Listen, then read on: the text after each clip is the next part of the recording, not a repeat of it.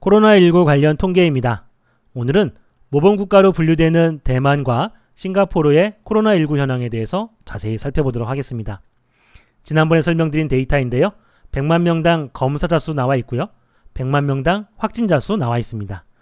빨간색은 3월 12일자 데이터이고요. 파란색은 3월 20일자 데이터입니다.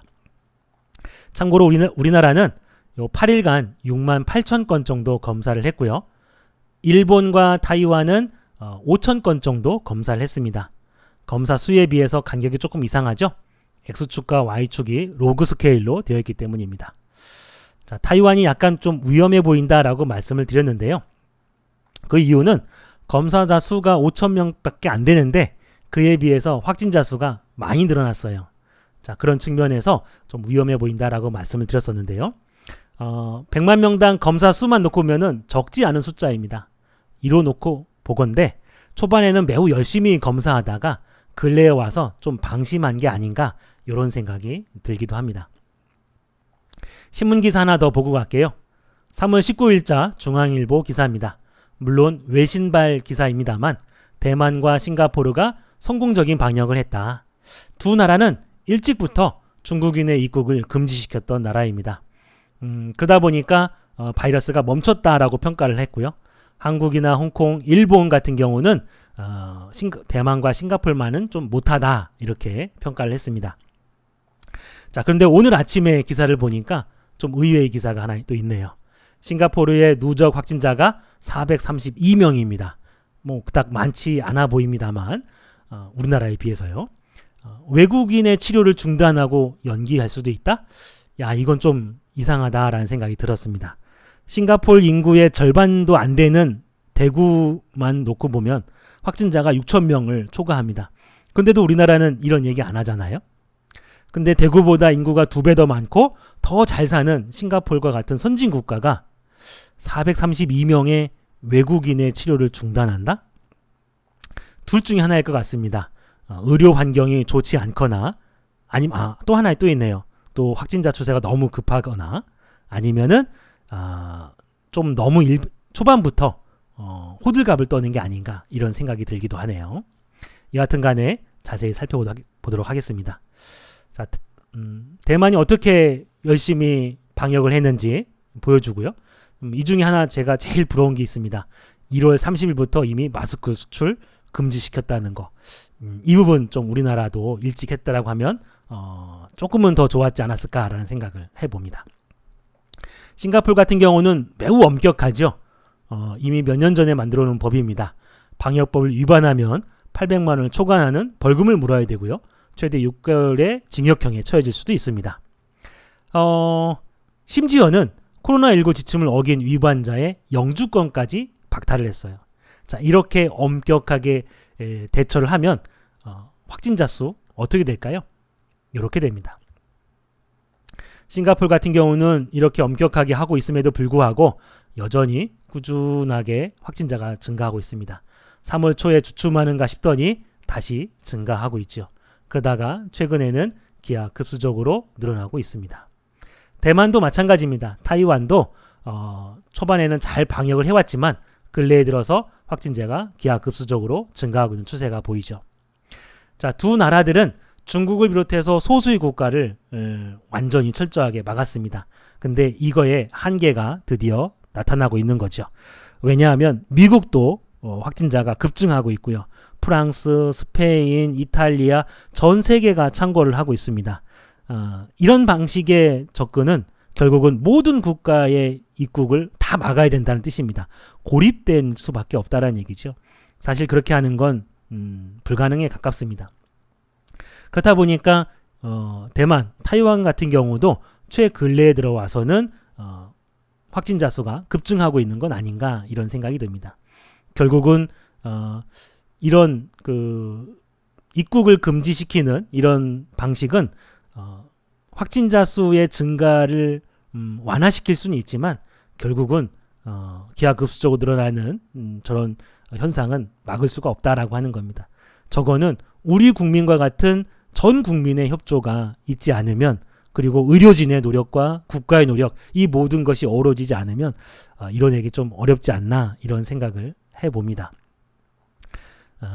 그래서 좀 우리도 끝까지 방심하면 안 되겠다는 생각이 듭니다. 대만의 케이스를 보면서 지금 미국이나 전 유럽 심상치 않죠. 마지막까지 우리는 긴장의 끈을 놓치면 안 돼요.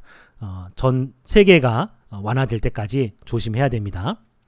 자, 이상 말씀드렸고 이후부터는 R 프로그램을 통해서 어떻게 분석하는지 설명드리도록 하겠습니다. 필요한 라이브러리 불러오고요. 데이터를 저장할 리스트 만듭니다. 존스 홉킨스 대학의 링크 가져오고 확진자 수 가져오고 사망자 수 가져옵니다. 그 다음에 완치자 수도 분석하지 않지만 가져오고요. 습관적으로. 그 다음에 데이터 합치고요. 타이완과 우리나라 이름 바꾸고요. 사망률 분석하진 않지만 계산은 합니다. 자, 그 다음에 국가별 인구수 가져오고요. 나라 이름 확인해서 이렇게 우리나라 이름과 미국 이름 바꿔줍니다. 자, 그 다음에 모든 데이터 합치죠. 그 다음에 100만 명당 기준으로 바꿔봅니다. 분석하진 않았지만 왜냐하면 거의 똑같더라고요. 그래프 모양이 달라지지 않습니다. 크게 달라지지 않아서 그대로 뒀습니다. 자, 그 다음에 어제 날짜의 데이터가 있는지를 봐야 됩니다. 업데이트가 됐네요. 제가 파워포인트 만들고 요 분석 자료 영상 만들기 위해서 데이터 준비하는 동안에 그새 업데이트가 됐네요. 그전에는 업데이트가 안 됐었는데 업데이트가 안 돼 있으면 바로 전날 21일자 데이터가 없으면요. 요거 빼기 2를 해줘야 되고요. 있으면 1을 빼기 2를 없애주면 됩니다. 참고로 제가 깃허브에 올릴 때는 요거 있는 상태를 올리겠습니다. 왜냐하면 업데이트가 아마 저녁 시간대에 가까워져야만 업데이트가 되는 것 같습니다. 분석은 한번 해볼게요. 이렇게 해서 데이터하고 그 다음에 요걸 실행시키면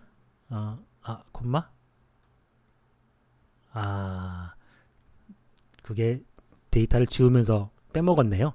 여기에 뭐가 들어가야 되냐면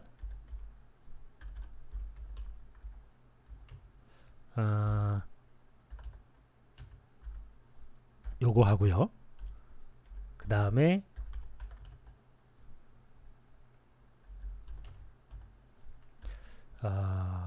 스케일이라고 하는 또 스케일스라고 하는 라이브러리가 필요합니다.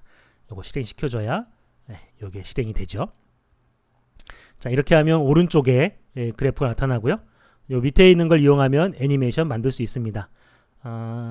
바로 어제 날짜까지 업데이트된 결과 한번 보고 설명을 이어가도록 하겠습니다.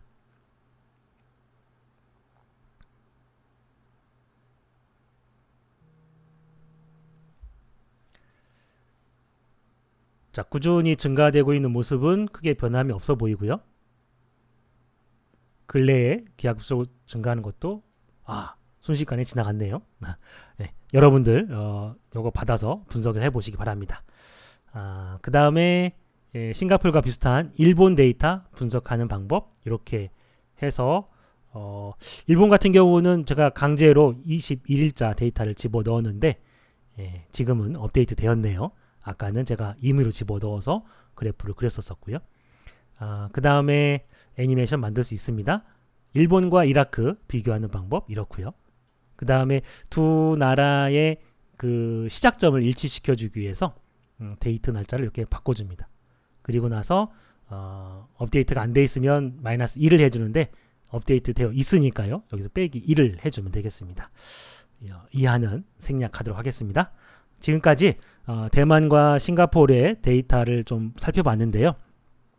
중국의 입국 금지를 시켰던 그런 나라들도 지금 미국을 비롯해서 전 유럽이 심각한 상황에서 다시 기하급수적으로 확진자 수가 늘어나고 있다. 이런 모습을 볼 때 우리나라도 마지막까지 긴장의 끈을 놓치면 안 되겠다라고 하는 결론을 내리면서 분석을 마치도록 하겠습니다. 감사합니다.